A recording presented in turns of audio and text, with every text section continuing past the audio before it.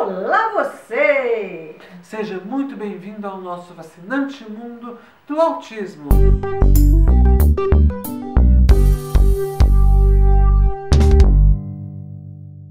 Aproveita que você está aí, se inscreve no canal, dá o seu like e compartilhe. Compartilhe, compartilhe, compartilhe. Isso mesmo. Se inscreva, se inscreva, se inscreva. Dando Isso muito comando. mesmo. Não, você está dando muito comando, você vai confundir o povo. Vamos Se seguir inscreva em e frente. compartilhe. Compartilhe e se inscreva, ok? Victor, por causa dessas coisas que a gente está com a cabecinha meio assim, eu fiz um roteirinho aqui. Porque Ok. o assunto de hoje, as mamães ficam sempre assim atentas, porque é um sofrimento. E eu sei muito bem disso. É seletividade alimentar. Nossa Senhora.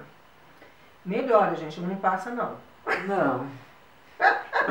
Que triste notícia para dar pra vocês. Mas tem profissionais que podem ajudar, tem intervenções que podem ser feitas. E Victor, é a fase que foi assim, pior da sua seletividade alimentar? É porque eu, por exemplo, não fiz TO quando eu era criança. Eu não tive. Meu diagnóstico foi um pouco tardio, ou até bastante tardio, né? 11 anos. Então eu não tive uma. Poderia ter feito, né? Mas na época não me alertaram que eu poderia ter feito. Então eu tive essa defasagem em função disso. Mas a pior fase para mim do Victor foi quando ele entrou na adolescência. E pré-adolescência, adolescência, e gente, ver esse menino magrinho, olho fundo, fraco para fazer as coisas. Ai, não gosto nem de olhar as fotos dessa época. A gente já ouviu falar que mãe acha filho bonito sempre? Com a minha mãe, talvez por ser autista, não sei. Mas com a minha mãe eu descobri, por ela ser autista também, né? Eu descobri que nem sempre. Minha mãe não me achava bonita. E falava, não, pior que ela falava, você é anoréxico, você Não, é feio. Victor, não vamos exagerar, não. Por favor.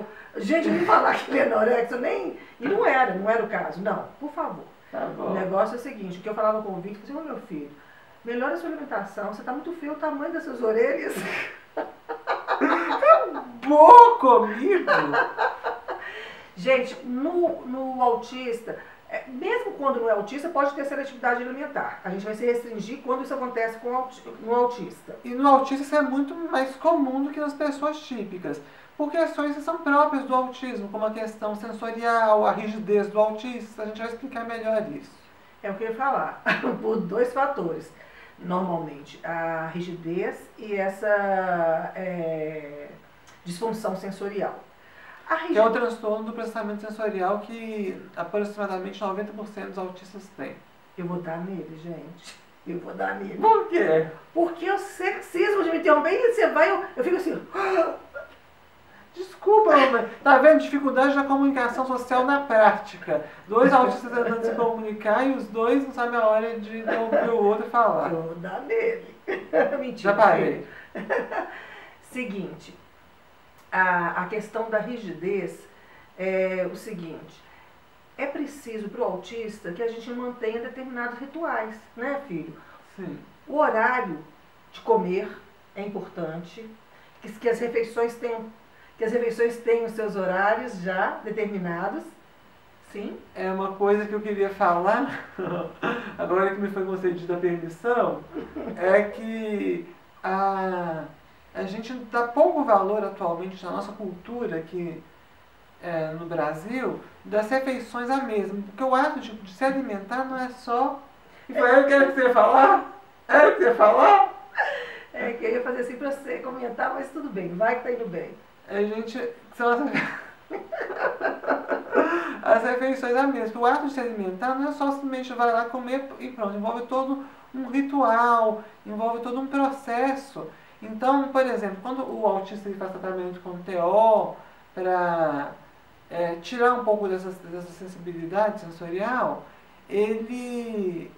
primeiro ele aprende a estar na mesa. Então, às vezes a gente espera que o filho autista, ou a filha autista, vá comer lá e que rufem os tambores, tomara que ele consiga. E não é bem assim. Às vezes o processo de estar na mesa já é uma evolução por si só para ele conseguir driblar essa seletividade alimentar. Então, olha, ritual, horário, a mesa normalmente tem que estar com menos informação visual também, a comida tem que ser bonita. Alguns autistas não gostam por causa dessa rigidez que um alimento encoste no outro. Eu, por exemplo, eu não gosto de diversidade. Agora eu tô de diversidade não, de variedade de comida. Então agora eu estou começando a forçar um pouco a barra porque eu estou criando algumas estratégias para conseguir isso. Que é misturando e aos poucos, né, essa estratégia. Exato. Mas, pode falar. Tem gente que fala assim, poxa, mas ele não come, vamos supor, não quer experimentar um alimento novo, mas toda criança é assim, você tem que ir oferecendo. Toda criança é assim, mas com o autista, sempre lembre, é mais. Então, se você normalmente oferece de 20 a 25 vezes um alimento, para o autista vai ter que ser mais.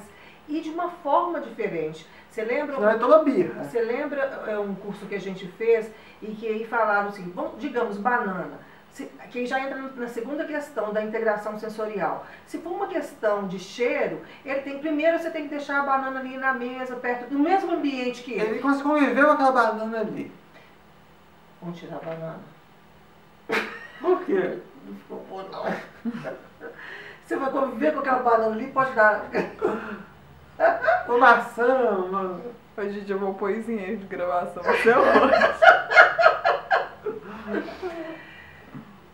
Com o autista, tem que ser mais devagar. Ele tem que primeiro aprender a conviver com um novo alimento. Então, a mesa está bonitinha, ele é muito visual também, não pode ter muita informação. Então, digamos que você queira introduzir uma fruta após a refeição, coloca ali uma maçã. Ele tem que primeiro conviver com o cheiro dessa maçã, né, conviver Victor? com aquela fruta. Depois ele pode esboçar o desejo de tocar na maçã. Entendeu? Aí já é um outro passo. Aí, gente, um belo dia ele chega e cheira a maçã. Mas o que a nossa ansiedade faz? Já quer que o menino pegue, sinta o cheiro e já coma de uma vez. Isso no autista é passo a passo, não é automático. Exatamente. Tem que ser aos poucos. Principalmente quando tem essa questão da integração sensorial. Por exemplo, o Victor, ele é hipossensível no paladar. Então ele gosta de comidas muito temperadas. Mas assim... Tem autista que é diferente, que é hipersensível. De preferência, nas comidas temperadas, você tira a comida e deixa só a pimenta. Não é? Eu como pimenta pura, eu chupo limão, o povo fica louco. Assim, como você chupa limão? A gente dentista fica louco também, e a mamãe fica também. Porque não pode, né? Porque faz mal para os dentes, inclusive. Então, gente, na realidade, por exemplo, hoje o Victor é um adulto. E ele já tem as informações, ele faz as escolhas dele. E para mim, como mãe, restou saber que as consequências das escolhas dele serão dele. Então, por exemplo, eu tenho pavor de ele chupar limão e chupar laranja sem descascar. Ele parte a laranja no meio e vai. Eu tenho uma dificuldade motora para descascar a laranja também. Aí, eu já expliquei. Agora fica por conta dele, porque assim, acaba com o esmalte do dente, enfim. Mas, mamãe, outra coisa que eu estava me lembrando... Voltando, aqui, né? me lembrando aqui, é que, por exemplo, às vezes o autista ele gosta de determinado alimento. E só come aquilo. E os pais, às vezes, por serem rígidos, por terem um fenótipo ampliado, ou serem autistas também, muitas vezes, no caso da minha mãe, eu lembro que tinha uma época que eu gostava de pão de queijo. Todo santo dia tinha pão de queijo. Até que eu enjoei e não quis mais saber de pão de queijo. Eu falei assim, e ela descobriu o pulo do gato, né? Só que não. Eu ficava doida, porque eu já não sou boa, gente, de verificar prato, cardápio, essas coisas. E eu ficava, e fico até hoje, querendo descobrir as coisas que o Victor, que vai chamar a atenção. Porque tem isso, gente, tem alguns autistas que não sentem atração pela comida. Acha que é perda de tempo comer. Então olha como é que é complicado. Você tem que atrair pelo visual. Tem uns que têm dificuldade na coordenação motora. Então se você toma o talher da mão dele, não, tem que ter paciência, tem que ensinar. Ele vai sujar ali. As terapeutas ocupacionais sabem bem disso, que muitas terapeutas treinam os autistas nesse setor. Mas pensam como é que uma simples refeição pode ser cheia de demandas. Sim. E você falou do terapeuta ocupacional, mas a fono também é um profissional importante nesse ponto. Porque eu, por exemplo, tenho uma disfagia, né, que é uma hipotonia aqui. Então, para eu engolir algumas comidas é muito difícil. Isso também dificulta. Então, o trabalho de uma fono para isso é muito importante. Uma coisa que eu sei na prática que não dá certo, ansiedade. Eu, muito ansiosa, hora do almoço, eu já estava à flor da pele. E às vezes o autista ele saiu de um ambiente cheio de estímulos, ele não consegue simplesmente sentar lá e almoçar e comer, não. Ele precisa do tempo dele para ele se regular, para ele se reequilibrar, se reorganizar, e aí sim ele pode ir lá e comer. Eu estou me lembrando de uma palestra que a gente deu outro dia na UFMG, e que o Victor destacou um pedaço do livro dele, do Neurodivergentes, que ele falava assim que ele entrevistou o meu ex-marido, o pai dele, e ele disse, para Roberto, foi difícil conviver com a honestidade desconcertante, como é que é? A honestidade desconcertante da esposa, e paciência, e tinha mais outras coisas. Pois é, mas quando falou assim, essa inteligência... A inteligência é muito objetiva. E a impaciência. Gente, vocês imaginam, normalmente o almoço de uma criança, ele é depois da escola ou antes da escola. A gente tá, né, a mãe tá pilhada, ou a babá tá pilhada, né, enfim. Ou o pai, né? Ou o pai tá pilhado, é difícil. Então, mas sempre vão voltar ao ponto primordial, ao ponto central. Conheça, paciência, observe, menos informação visual, vá aos poucos, um dia de cada vez, e cada pequena vitória deve ser comemorada. É isso aí. Não comer, levou 10 dias para comer um alimento novo. Não fala assim, ai, ufa, até que enfim, né? Não, fala assim, que legal, que bom, vamos comemorar as nossas vitórias. E não cai nessa de falar, isso os profissionais falam também, não sou eu que estou falando, não cai nessa de falar que não fez mais que a obrigação, não, porque isso desestimula, acaba sendo um reforço negativo para a pessoa. Porque uma coisa é certa, seletividade alimentar não é frescura. Exatamente. Até um próximo programa. Até.